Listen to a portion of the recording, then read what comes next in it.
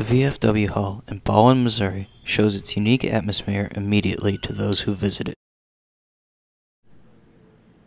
There is a mystique to it that, while being buried in a residential zone and surrounded by apartments and a post office, allows it to continue as an establishment.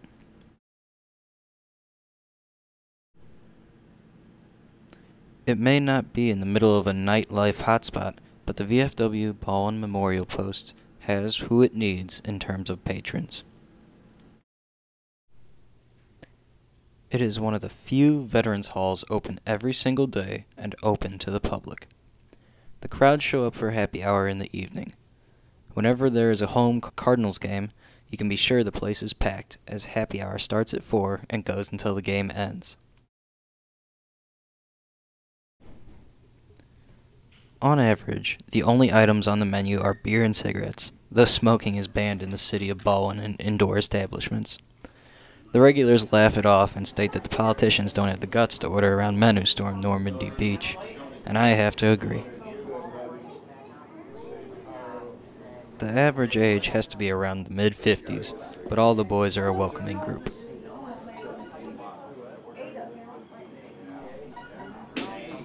On Tuesdays, the regular activity is darts. The rivalry continues each week throughout the year, with the final winning duo getting a free drink every time they visit the VFW Hall.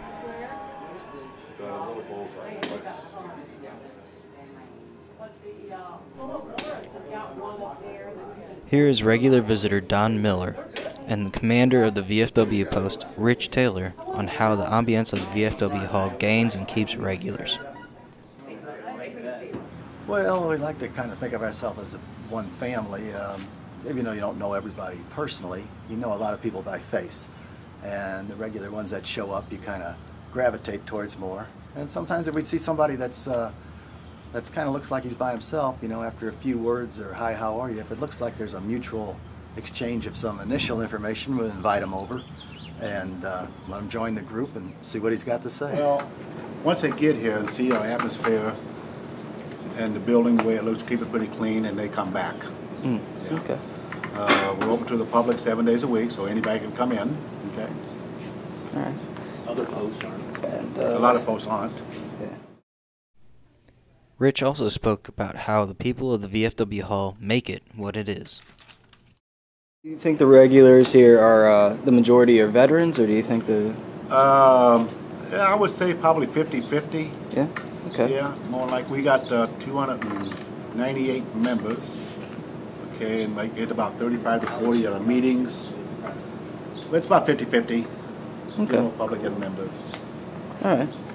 The ones that probably aren't are related to. Related to what? Our members, exactly. Sure. Don also spoke about the camaraderie of the people and what they feel when they enter the hall. Well, it's a good sense of brotherhood and brothers in arms, even though it's from different age groups. They all got the basic same background and spent time in service to the country. The newer fellows, of course, are more from the volunteer standpoint, whereas the older guys were drafted. But we're still all in the same boat. The hall also interacts with the local community and serves several purposes within that. We do have golf tournaments, which goes to a scholarship fund and a surrounding community. I think we have out to 2 schools, Marquette and Lafayette, I think it is.